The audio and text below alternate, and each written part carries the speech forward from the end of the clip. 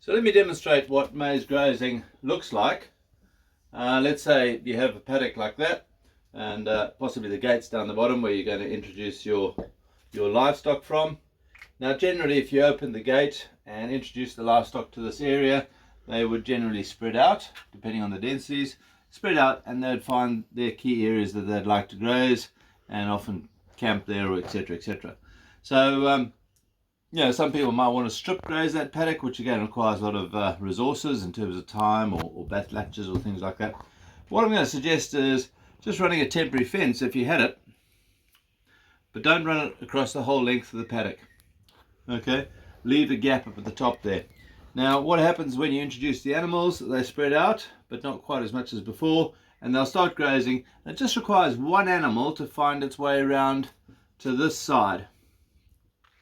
And generally what will happen is all the other animals will then follow it round, and they'll settle down here and start grazing, and then one animal finds its way back again and they'll all follow. So you get this movement happening, which increases the animal impact, but the time will be the same that you've planned to spend in the paddock.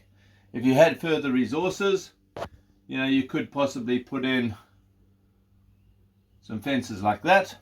And again, you'll find your animals will travel up here and they'll spend literally all day moving backwards and forwards, up and down through the laneways here.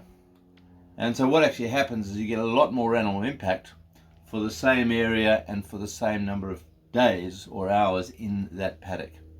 But you don't have to move them as often.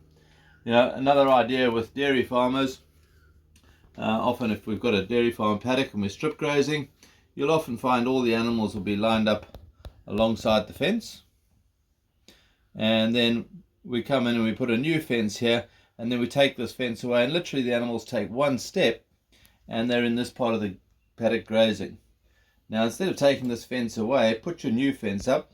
Instead of taking that fence away, just open up a small gap on the one end, and all these animals will then herd through there, and they'll literally push and shove their way down here, and then push and shove their way back, and then start spreading out and grazing. So again, your animal impact has gone up and your grazed period has remained pretty much the same.